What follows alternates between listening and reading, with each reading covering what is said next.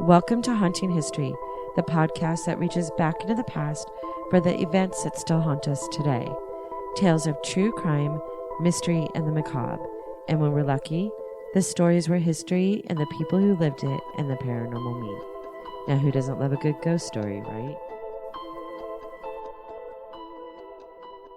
Welcome back to Haunting History Podcast. I'm your host, Kat. And I'm Carrie. In our last episode, we discussed some legendary stories surrounding the Arnold family. But today we're shifting gears and focusing on the Perron family's chilling experiences in the 1970s, beginning with Carolyn Perron's encounters, as she quickly realized that their new home wasn't the peaceful escape they had hoped for. Despite her growing fears, Carolyn was hesitant to leave. The family had invested all of their savings into the house, and leaving wasn't financially feasible. Still, she grew increasingly desperate for a solution as the oppressive atmosphere in the house weighed heavily on her. It was clear to her that whatever was in the house wasn't going to leave on its own. Something needed to be done. But at that point, the family had no idea just how far these paranormal occurrences would go. The family lived with the strange occurrences for nearly 2 years before seeking any help. But by 1973, the paranormal activity had become too overwhelming and terrifying for the parents to continue to endure in silence. Carolyn, in particular, had been subjected to increasingly violent and personal attacks, and the family had exhausted their efforts to explain or dismiss the phenomena. Desperate for answers and relief, the parents reached out to Ed and Lorraine Warren. Now, here's the thing. I'm pretty sure they both deny reaching out to Ed and Lorraine Warren. Okay. But Ed and Lorraine Warren were involved. And I don't know if a family member or Carolyn actually did it. Sure. I don't know. But I do want to mention that I think that she denies ever calling them. Two of the most prominent paranormal investigators at the time. Ed Warren, a self-taught demonologist, and Lorraine Warren, a clairvoyant and medium, had gained widespread fame for their investigations into supernatural phenomena across the country. They had worked on numerous high-profile cases involving hauntings, possessions, and other unexplained occurrences, making them the natural choice for the Perron family's situation. The Warrens were eager to investigate the haunting at the Arnold estate, recognizing it as a potentially dangerous, malevolent case. When the Warrens arrived at the Perron home, Lorraine immediately sensed an overwhelming spiritual presence. According to her, the house was teeming with spirits. Some benign, others confused, and still others that were hostile. Lorraine claimed that the property acted as sort of a spiritual hub, attracting entities from different times and places. It was not simply one spirit haunting the house, but a multitude of them, which made the haunting more complex and dangerous. The spirit that concerned Lorraine the most, however, that seemed to target Carolyn in particular. Through her abilities as a clairvoyant, Lorraine claimed to identify the presence of a powerful entity who had lived on or near the property in the 19th century.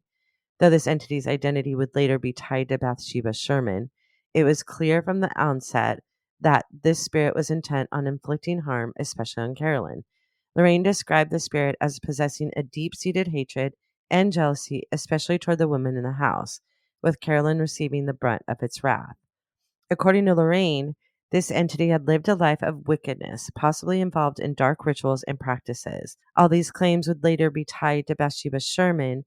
What mattered most in the moment was undeniable aggression directed at Carolyn, whom Lorraine believed was being specifically targeted by this entity as it attempted to take control of her spirit and life. The Warrens believed that the house had become a conduit for supernatural forces, likely due to its tragic past, which may or may not have happened, the high mortality rates in the area for sure happened, and perhaps the land itself. Ed suggested that the tragic deaths of multiple people on the property, along with the intense emotions tied to the history of the house, had created a perfect storm for paranormal activity. Now, this is the part I believe. This, he explained, had drawn in not just spirits tied to the Arnold family or the estate, but others with darker, more sinister intentions. I don't know about that. In an effort to help the Perron family, Ed and Lorraine began a thorough investigation. They set up cameras, recording equipment, and other tools in hopes of documenting the phenomena and gaining insight into what was happening. The Warrens also conducted interviews with the family, recorded their experiences in detail. Lorraine, meanwhile, performed psychic readings to communicate with the spirits directly, attempting to understand their motivations and origins. However, it wasn't long before the Warrens decided more drastic action was necessary. Lorraine believed that the spirit's hold on Carolyn was growing. To try to rid the house of these malevolent forces, the Warrens proposed conducting a series of seances. Seances, in their view, could help them communicate directly with the spirits, understand the motives, and hopefully persuade them to leave the family in peace. The parents agreed. Despite the inherent risks, they were desperate for a solution. The Warrens held multiple seances during their investigation of the Arnold estate, though the exact number isn't clearly documented. The most infamous seance, however, ended in a terrifying disaster that would be the last. During one seance in particular, the Warrens, along with the Perron family and a few close friends, gathered around a table in an attempt to communicate with the spirits. The atmosphere was heavy with tension as Lorraine entered a trance-like state, attempting to connect with the entities in the house. According to Andrea Perron, who later wrote about the event in her memoir, House of Darkness, House of Light, it was during the seance that things took a terrifying turn. As Lorraine was communicating with the spirits, something seemed to take control of her. According to those present, Carolyn's body began to contort in unnatural ways, her face twisted with pain and fear. She started speaking in a deep, guttural voice that was not her own, as if some unseen force had taken over her body.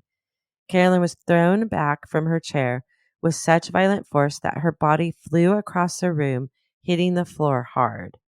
Roger Perron, witnessing his wife's possession and fearing for her life, immediately intervened.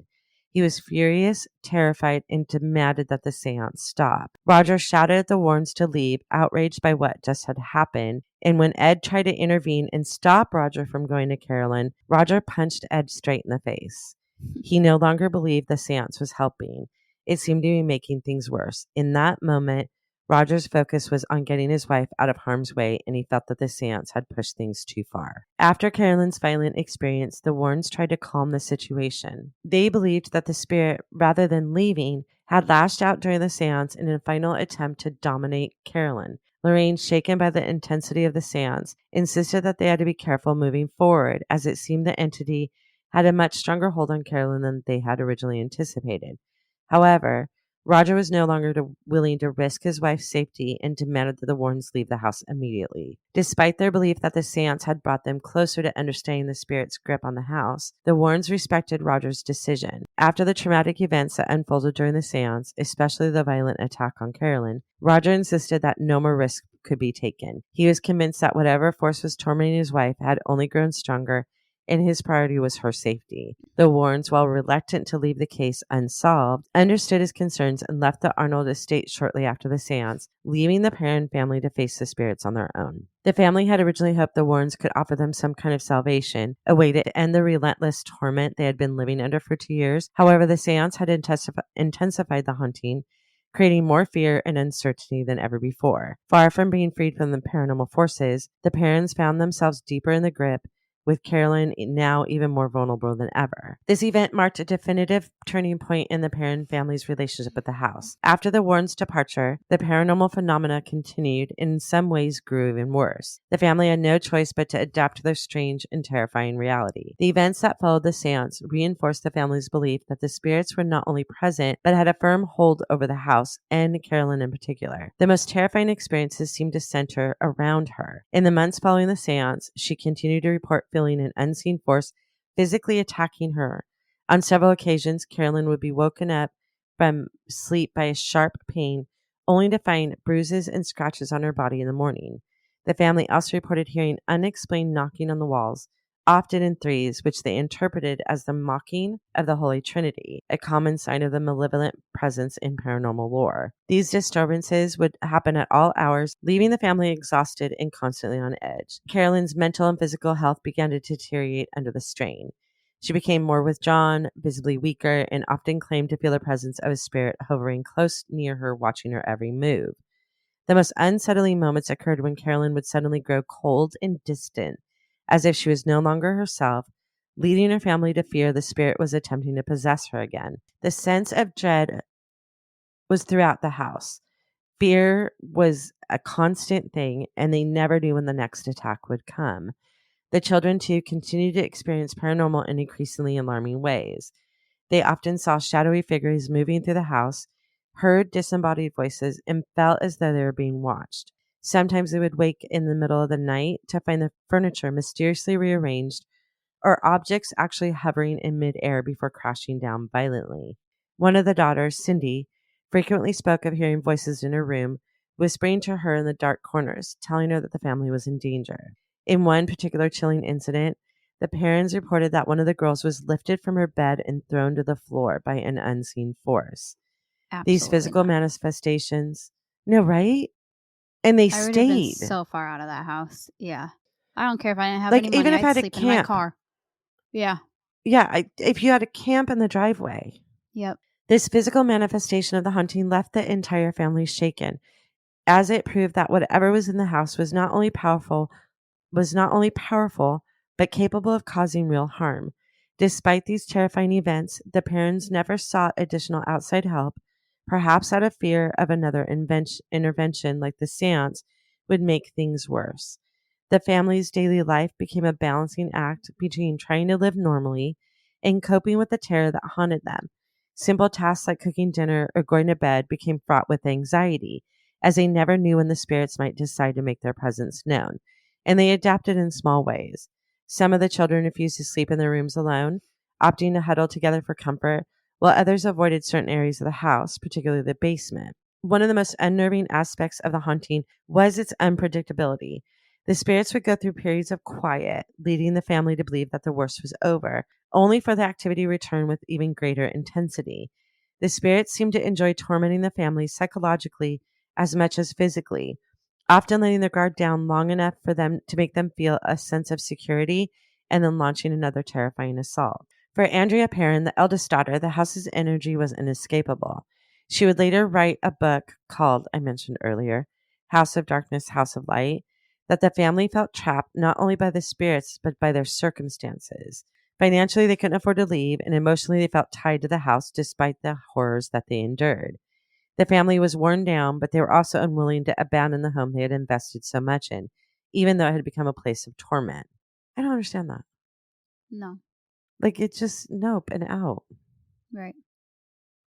That The the decision night to that she go ahead. had that exorcism or whatever, I would have been like, The, yep, nope, that's it. Let's go. bye. Yeah. Yeah. Everybody in the car. Right. The decision, that's just insane to me. The decision to remain in the house without further outside intervention was likely a combination of fear and resignation. The family had come to believe that they had simply had to endure the haunting, that whatever spirits were attached to the property weren't going anywhere. Their belief that further attempts to exorcise or communicate with would make things worse, and led them to adopt a form of reluctant acceptance. They lived with the spirits, learning to navigate life within the haunted house as best they could. Ultimately, the Perron family stayed in the house until 1980, when financial circumstances finally allowed them to move away. After 9 years of living in constant fear and dealing with constant disturbances, they left the Arnold estate behind. However, the memories of their time in that house would haunt them for the rest of their lives. Andrea Perron, in particular, has spoken about how the experiences in the house shaped her worldview, making her a believer in the paranormal for life. Her memoirs chronicle the family's years at the Arnold estate in harrowing detail, offering a glimpse into what it was like to live in one of America's most infamous haunted houses. Like her book, she says the movie, as horrific as it was, did not even touch on how horrific it really was. Really?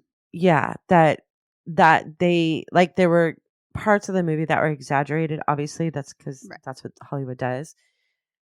But I guess they couldn't even like their imagination wasn't even close to what the family really lived through. Wow. Financial constraints had kept them tied to the property for years, but as their situation improved, Roger and Carolyn made the decision to leave the house that had caused their family so much terror. They relocated to Georgia, hoping to put the horrors of the past behind them and start anew. The move was not just a physical escape from the spirits that had haunted them, but also an attempt to reclaim their lives from the emotional toll the house had taken. However, leaving the house did not mark the end of their struggles. The trauma of their experiences lingered, especially for Carolyn, who had been the primary target of much of the energy in the home. Her mental and physical health had been deeply affected by the years spent battling the spirits, and even after moving to Georgia, she carried the scars of those terrifying events. Roger, too, had been worn down by the pressure of trying to protect his family from forces beyond his control. The stress and strain of their years in the Arnold estate began to erode their relationship. In the years following their move, Carolyn and Roger eventually separated. The years of living under constant fear and lasting effects of the haunting had taken a toll on their marriage. Despite their separation, they both maintained relationships with their children and continued to support their family through the events at the Arnold estate, though the events at the Arnold estate had permanently altered the dynamics of their lives. For Andrea Perron, the eldest daughter, the haunting left an indelible mark on her life. She became the most vocal member of the family, chronicling their experiences in her 3-part memoir. Through her writing and public appearances, Andrea has shared the terrifying details of the time in their house, bringing attention to paranormal events that shaped their family. Her work has garnered significant interest from paranormal enthusiasts, ensuring that the story of the Perron's family's hauntings remain a crucial part of the Conjuring House lore. The other Perron sisters have chosen to lead quieter lives. Though they have occasionally spoken about their experiences, unlike Andrea, they prefer to remain out of the spotlight, seeking to move beyond the traumatic events that occurred in their childhood home. The haunting, while in an unforgettable part of their past, is something they tried to distance themselves from as they built new lives away from the house. Carolyn, whose encounters with the spirits were the most violent and personal, has largely withdrawn from public discussions about the haunting. The trauma of her years in the house deeply affected her, and after separating from Roger, she focused on her personal recovery and maintaining relationships with her children. Roger, though, for his part, also kept a low profile since the events, focusing on rebuilding his life post-separation. Today, the Perron family are all spread out across different parts of the country, each with their own path forward, though their shared history at the Arnold estate continues to bond them. The paranormal events they experienced have become part of American folklore, forever linking their family to the infamous house in Harrisville. Though the parents have moved on physically, emotionally, the haunting remains an unforgettable chapter in the family's story, one that continues to intrigue and terrify people to this day. The movie The Conjuring came about through a collaboration of screenwriters and filmmakers who were captivated by Ed and Lorraine's case files, particularly the haunting of the Perron family. Lorraine Warren's direct involvement as a consultant gave the film an air of authenticity, and the dramatized version of their investigation into the Arnold estate became the foundation of a highly successful horror franchise. Though the film took creative liberties, the Warrens' real-life work and their dedication to helping families like the Perrons were central to the story's impact. The Perron family, again, especially Andrea, did not participate directly in the production of The Conjuring, but they were consulted and aware of the film. Andrea was the most involved in sharing the family's story leading up to the film's release, and she has spoken in interviews about her thoughts on the movie. However, none of the Perron family members were directly involved in the filming, the process, or the screen development. Andrea Perron has expressed a positive attitude toward the film, even though it takes creative liberties with the actual events. She has said that she's pleased with how the filmmakers portrayed her family's story and appreciated that they brought the haunting to a wider audience. She has praised James Wan and the actors for respecting the emotional truth of the Perron family's ordeal, even if certain details were changed or exaggerated for dramatic effect. Andrea has noted that while the film captured the essence of the family's experience and conveys the sense of terror they felt, it only scratches the surface of the true horror that they lived through. According to her, the real events were even more intense than were depicted on the screen.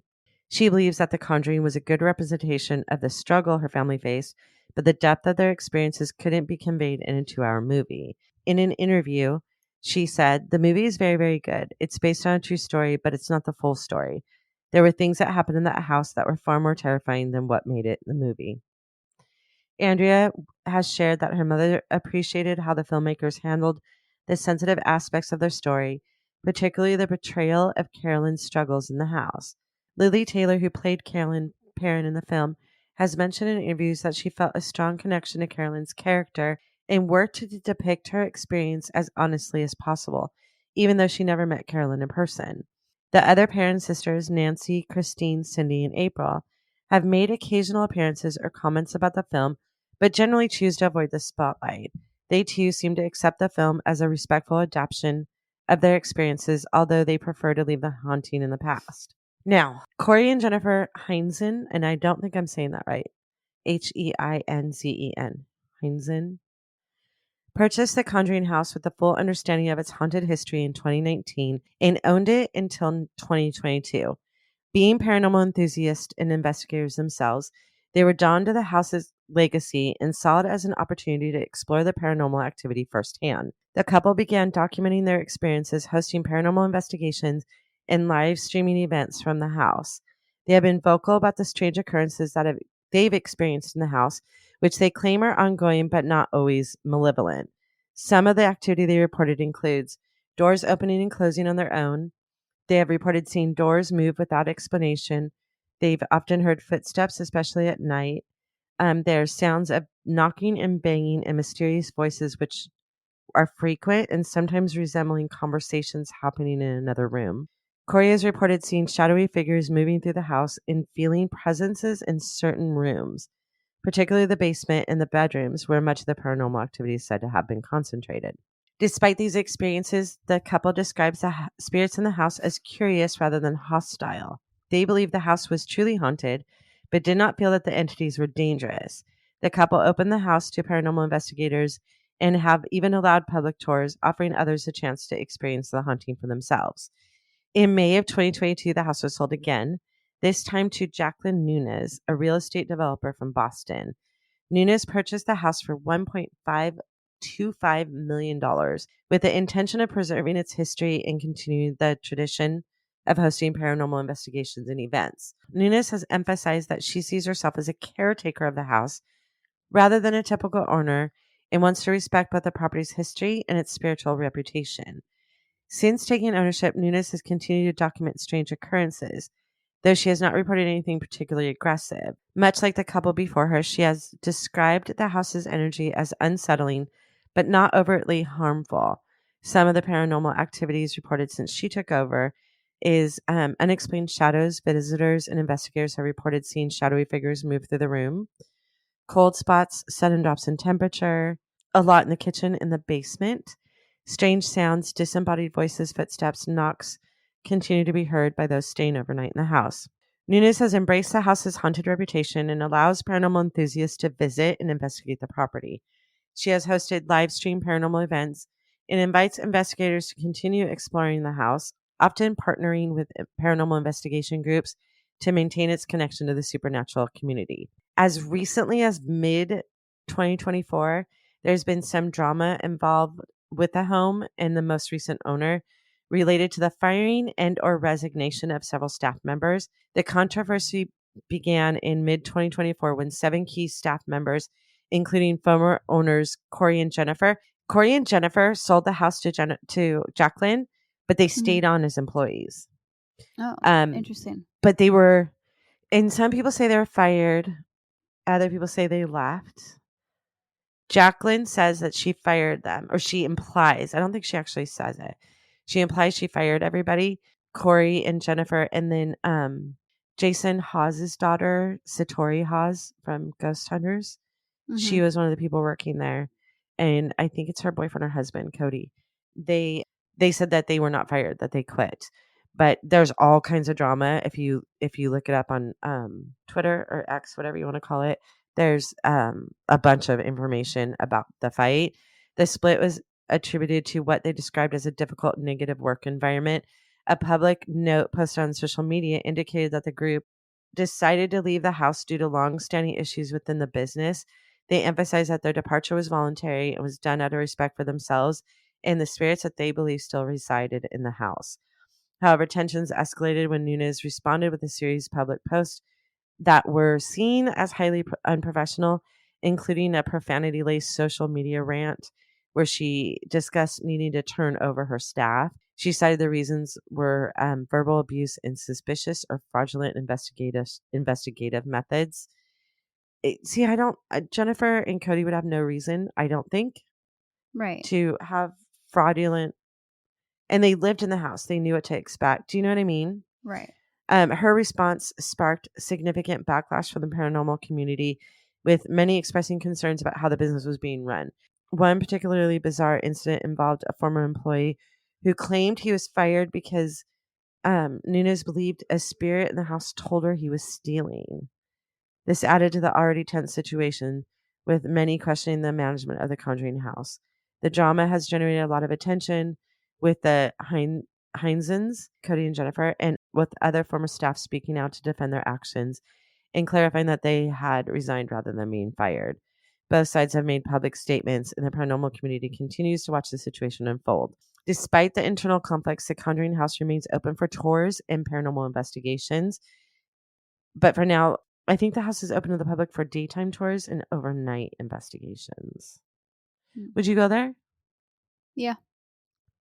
It's super expensive to do. I think people keep saying how crazy expensive it is. And I guess it is, but it's, I think, $1,200 and for up to 8 people. So how much is that each?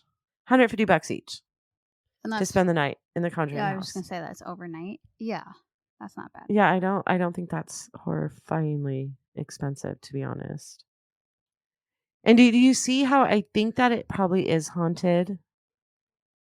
The family went through a lot. They did not benefit financially from any stories. Right. The mom and dad were not on any talk shows. The eldest daughter wrote the book, but nobody else in the family has benefited financially from outing their whole family as, I mean, they could have been viewed as being crazy and stuff. Oh, easily. I wonder, they never tried to find out why they were attaching or attacking Carolyn, right? No. See, that would have been through to know why she was being, I think, as the mother of the house, she's probably at the house more than anyone else was. Sure. She was probably there the most alone, and she was probably there the most out of everybody, right? So it could have just been that. It could have been her energy. It could have been anything that why she was the main person. And it could be as simple as the way that they were, could have been her age. I mean, it could have really been anything. Yeah, that would have driven me. I would have had to find out.